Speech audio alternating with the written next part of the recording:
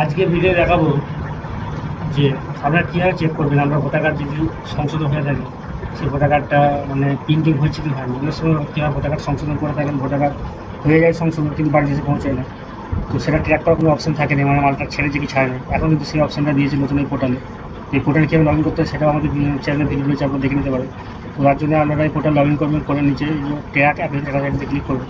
এটা ক্লিক করার state choose করবেন, স্টেট দিয়ে এখানে আমরা রেফারেন্স নাম্বার যে অ্যাপ্লিকেশন নাম্বারটা এখানে পেস্ট করে সাবমিট করবেন। সাবমিট করার জন্য আমার নাম ফর্ম কত নম্বর ফিল আপ করে দেখাচ্ছি এবং নিচে দেখুন নট ডিসপ্যাচ আন্ডার প্রিন্টিং, এই যে দেখিয়ে দিচ্ছে। এটা আগে এইখান পর্যন্ত দেখাতো, এই অপশনটা এখন যোগ করেছে। এই অপশনটা এখন যোগ করার জন্য আপনারা দেখতে হবে যে নট ডিসপ্যাচ, কাজ এখন ডিসপ্যাচ করেনি কার্ডটা এখনো।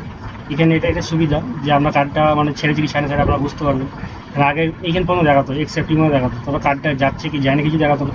এখন এটা দেখাচ্ছে নট ডিসপ্যাচ। কার্ড যে ছেড়ে দিয়ে গেছে দেখিয়ে দেবে। কার্ড এখন আন্ডার প্রিন্টিং দেখাচ্ছে, ডিসপ্যাচ চলে এখানে ডিসপ্যাচ একটা নম্বর দিয়ে দেবে, ট্র্যাকিং নম্বর। তো এটা একটা ভালো সুবিধা ভোটার কার্ডে করেছে। আগে যেমন আধার কার্ডে অপশন ছিল, আধার কার্ডে যদি মানে পিভিসি অর্ডার করা হতো তাহলে দেখাতো, মানে বোঝা যেত না। তো এই জিনিসটাও করেছে, বিখ্যাত হয়েছে।